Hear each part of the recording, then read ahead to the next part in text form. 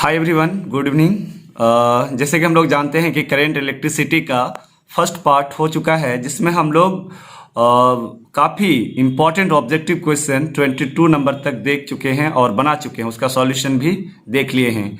ये जो objective questions है स्टूडेंट्स, वो काफ़ी पूछे जाते हैं, बार बार एग्जाम में पूछे जाते हैं। इसीलिए आप लोग कॉपी कलम निकालिए और एक एक क्वेश्चन को नोट कीजिए, साथ ही साथ जहाँ सॉल्यूशन है उसका सॉल्यूशन को भी नोट कर ले, और जो डायरेक्ट आंसर है उसको आप लोग एक दो बार अच्छी तरह से देख ले।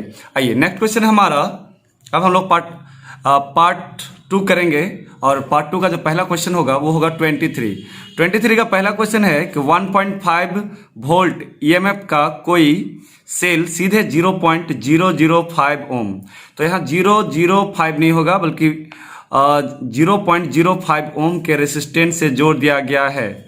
यदि परिपथ में 2 एम्पियर की करंट प्रवाहित होती है तो सेल का इंटरनल रेसिस्टेंस क्या होगा। तो आइए देखते हैं स्टूडेंट्स, इसका हम लोग सॉल्यूशन देखते हैं। यहाँ पर ईएमएफ का मान कितना है 1.5, और ये जो रेसिस्टेंस है वो कैपिटल आर का मान है, और कह रहा है कि परिपथ में 2 एम्पियर यानी करंट का मान 2 एम्पियर है। तो आइए देखते हैं इसका हम लोग सॉल्यूशन क्या बोला है। तो सॉल्यूशन में हम लोग देख रहे हैं कि ई का मान 1.5 वोल्ट दिया है, आर का मान 0.05 ओम दिया है, और करंट का मान 2 एम्पियर, और इंटरनल रेसिस्टेंस निकालने कह रहा है। तो हम लोग जानते हैं वी नो डैट, फॉर्मूला जानते हैं आई बराबर ई बटे आर प्लस आर। तो आई का मान 2 है, ई का मान 1.5 है, और कैपिटल आर का मान 0.05 है, और स्मॉल आर का वैल्यू तो निकालना होगा। अब क्रॉस मल्टीप्लिकेशन किए तो 2 इंटू 5 तो 0.1 plus 2 into are 2r plus 1.5।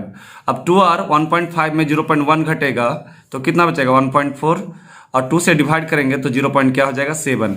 आइए देखते हैं 0.7 ऑप्शन है कि नहीं। तो पहला ऑप्शन ही है 0.7 ओम। तो 23 नंबर का जो सही ऑप्शन हो जाएगा वो क्या हो जाएगा, नंबर ए हो जाएगा। अगला क्वेश्चन है कि 5 ओम यानी क्वेश्चन नंबर 24, 5 ओम प्रतिरोध को इंग्लिश में रेसिस्टेंस कहते हैं, कि एक तार से जिसका विभवांतर पोटेंशियल डिफरेंस 7 वोल्ट है 20 मिनट तक करंट प्रवाहित होती है, उष्मा है। तो कैलोरी में मान दिया है, क्योंकि उष्मा कैसे यूनिट जूल होता है, लेकिन कैलोरी में दिया है। तो आइए देखते हैं। यहाँ पर हम लोग देख रहे हैं कि कैपिटल आर का वैल्यू 5 ओम दिया है, पोटेंशियल डिफरेंस 7 वोल्ट है, और टाइम 20 मिनट, तो मिनट को सेकंड में कन्वर्ट किया तो 1200 सेकंड हो गया। हम लोग जानते हैं फॉर्मूला कि H बराबर, H को उष्मा कहते हैं, उत्पन्न उष्मा, और उष्मा बराबर v² इंटू टी बटे आर होता है, लेकिन 4.2 से डिवाइड कर देंगे तो जूल जो है वो कैलोरी में बदल जाएगा। तो v का मान कितना है 7, तो 7 का स्क्वायर, टी का मान यहाँ पर 1200 सेकेंड है, बैठा दिए, और 4.2 जो कैलोरी में बदलने के लिए डिवाइड किए हैं, और आर का मान 5 दिया है। तो 7 का स्क्वायर 49 हो गया, 1200 गुना 4.2 गुना 5, यहाँ 7 से डिवाइड किया, पॉइंट उड़ाए तो 1 10 आ गया, और 7 से 49 और 7 के 42, फिर 6 से इसको डिवाइड किए तो 200, और 5 दूना 10, तो 7 और 200 गुना 2 कितना हो गया 400, और 400 को 7 से गुना किया 2800 कैलोरी, इसका परफेक्ट आंसर आ गया। तो आइए देखते हैं दोस्त कि 24 का जो सही ऑप्शन है वो 4800 कैलोरी आया कैलकुलेशन करने के बाद। पहला है 140 गलत है, 280 गलत है, 700 कैलोरी गलत है, 2800 कैलोरी जो कैलकुलेशन करके जस्ट आप लोग देखें। तो 24 नंबर का जो सही ऑप्शन हो जाएगा वो डी नंबर हो जाएगा। आइए अगला क्वेश्चन जो काफी इंपॉर्टेंट है,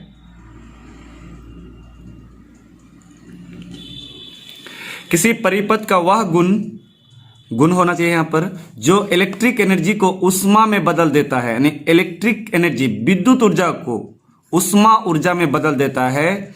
इलेक्ट्रिक परिपथ के उस गुण को क्या कहा जाता है, इलेक्ट्रिक एनर्जी को हीट एनर्जी में जो बदलने की जो प्रॉपर्टीज है उसे क्या कहा जाता है। ईएमएफ, इलेक्ट्रोमोटिव फोर्स, नहीं, गलत ऑप्शन है। ऑप्शन बी करंट, बिल्कुल गलत है। सी वोल्टेज, बिल्कुल गलत है। रेसिस्टेंस, जिसको बदलने का काम करता है रेसिस्टेंस, और किसी परिपथ का वह गुण जो इलेक्ट्रिक एनर्जी को उष्मा में बदल देता है रेसिस्टेंस कहलाता है, यानी 25 का सही ऑप्शन डी हो जाएगा। आइए नेक्स्ट क्वेश्चन 26 जो बार बार एग्जाम में पूछे जाते हैं, 2020 में भी पूछे गए हैं, और सभी एग्जाम में कंटिन्यू पूछे जाते हैं। इलेक्ट्रिक सर्किट की शक्ति होती है, शक्ति को पावर बोलते हैं, और पावर का फॉर्मूला 3 फॉर्मूला होता है, I² इंटू आर, दूसरा होता है v² बटे आर, और तीसरा फॉर्मूला होता है v इंटू आई। तो देखते हैं I² आर कहीं नहीं दिया हुआ है, v² बटे आर पहला ऑप्शन में नहीं है, दूसरा में नहीं है, लेकिन तीसरा में है। तो 26 का सही ऑप्शन क्या हो जाएगा, सी नंबर हो जाएगा V स्क्वायर बटे R, इसका सही ऑप्शन होगा। और यहाँ मैं तीनों फार्मूला लिख चुका हूं, तीनों में से आप लोग को देखना है कि कौन सा फार्मूला दिया है। हो सके कि तीनों दे दे और बोल दे कि ऑल ऑफ दिस, इनमें से सभी, तो इनमें से सभी हो जाएगा। अगला है कि दो बल्ब क्रमशः 15 वाट 220 वोल्ट और 60 वाट 220 वोल्ट की क्षमता के हैं। आप जब भी बल्ब खरीदने जाते हैं तो उसमें वाट और जो है वोल्ट लिखा हुआ रहता है। तो कहते हैं कि उनका फिलामेंट के प्रतिरोध अनुपात होगा। फ्रेंड्स, काफी इंपॉर्टेंट ऑब्जेक्टिव क्वेश्चन है। आइए देखते हैं हम लोग ऑब्जेक्टिव क्वेश्चन, इसका सॉल्यूशन देखते हैं क्या होता है 27 नंबर का।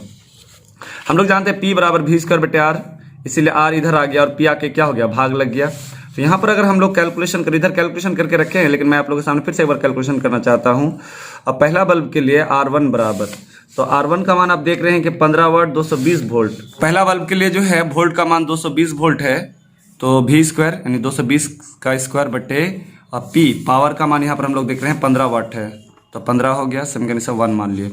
अब दूसरा जो है, दूसरा बल्ब के लिए रेसिस्टेंस R2, उसका भी जो वोल्टेज है वो 220 लिखा हुआ है और उसका जो पावर दिया हुआ है वो 60 वाट है, तो P का जो मान है वो 60 हो जाएगा, समीकरण से 2 मान लिए।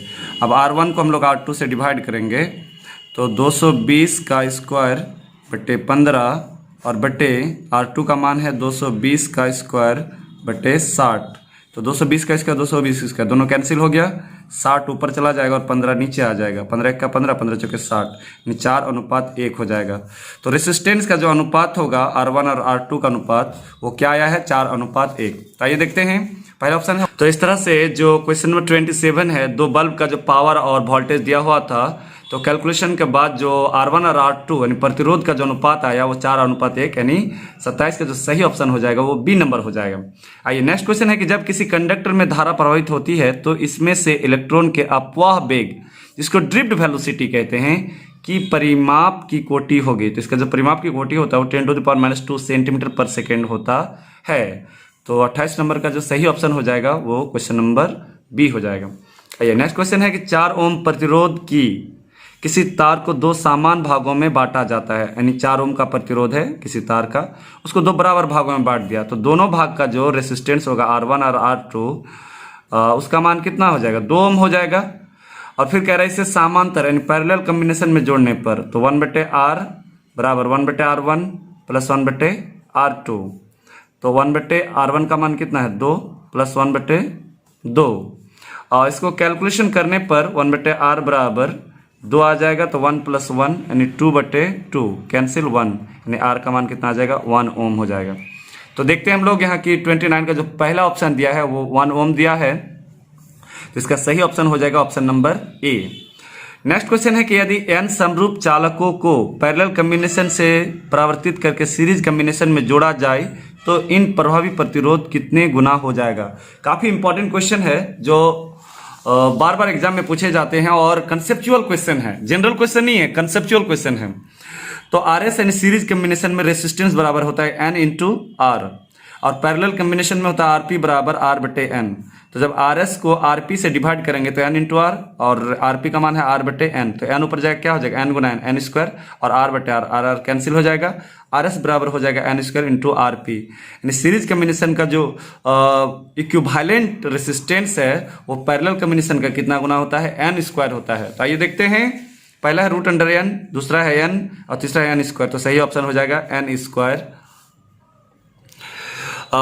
आइए स्टूडेंट्स, अगला क्वेश्चन है कि मीटर ब्रिज की तार निम्न की बनी होती है, यानी मीटर ब्रिज जो है वो किस तार का बना होता है। तो इसमें भी 4 ऑप्शन दिया हुआ है, लोहा, कॉपर, मैग्नीन और स्टील। तो मीटर ब्रिज का जो तार बना होता है वो कॉपर का बना होता है, यानी कॉपर का प्रयोग किया जाता है। अगला क्वेश्चन है कि पोटेंशियोमीटर तार के पदार्थ का ताप गुणांक होना चाहिए। तो पोटेंशियोमीटर तार के पदार्थ का जो ताप गुणांक है, पावर थर्मल पावर जो है वो नगण्य होता है, नहीं के बराबर होता है। अगला क्वेश्चन है कि जब ताप में वृद्धि होती है, ये क्वेश्चन काफी इंपॉर्टेंट है जो बार बार ऑब्जेक्टिव में 34 नंबर बिहार बोर्ड में पूछे जाते हैं कि जब ताप में वृद्धि होती है यानी टेम्परेचर जब बढ़ता है तो किसी चालक का प्रतिरोध रेसिस्टेंस क्या होता है। तो टेम्परेचर में वृद्धि होने पर रेसिस्टेंस का मान भी बढ़ता है, किसके लिए, कंडक्टर के लिए। तो इसका सही ऑप्शन क्या हो जाएगा, ए हो जाएगा 34 का। ठीक है, आप लोग नोट कर ले और अच्छी तरह से देख ले। अगला क्वेश्चन है, अति चालक पदार्थ की चालकता होती है, यानी जो अति चालक, ऐसे जनरली पदार्थ तीन प्रकार का होता है, हम लोग जानते हैं, कंडक्टर, सेमी कंडक्टर और इंसुलेटर। चालक, अर्धचालक और कुचालक। लेकिन इसके अलावा एक होता है अति चालक, जिसे सुपर कंडक्टर कहा जाता है। तो सुपर कंडक्टर का जो चालकता, कंडक्टिविटी होता है, वो अनंत होता है, इन्फिनाइट होता है। ये काफी इजिली करंट को प्रभावित करता है। तो 35 का जो सही ऑप्शन हो जाएगा वो ऑप्शन नंबर ए हो जाएगा। लास्ट क्वेश्चन आइए देखते हैं क्या कहता है। 36 नंबर, हीटस्टोन ब्रिज का व्यवहार किया जाता है मापने में। तो हीटस्टोन ब्रिज का व्यवहार किया जाता है मापने में। ईएमएफ, इलेक्ट्रोमोटिव, बिल्कुल गलत। करंट मापने में भी नहीं किया जाता है, चार्ज मापने में भी नहीं किया जाता है। हीटस्टोन ब्रिज का प्रयोग किया जाता है रेसिस्टेंस मापने के लिए। और इस तरह का एक क्वेश्चन हम आगे की ओर भी देखे हैं। तो स्टूडेंट्स, ये था हमारा पार्ट नंबर 2। अगर आप लोग नहीं देखे हैं तो अच्छी तरह से देख लीजिए। इससे पहले हम पार्ट नंबर 1 यानी करंट इलेक्ट्रिसिटी का अपलोड कर चुके हैं। अगर आप लोग उसको नहीं देखे हैं तो जाइए चैनल में और उसको भी देख लीजिए। Thank you for watching.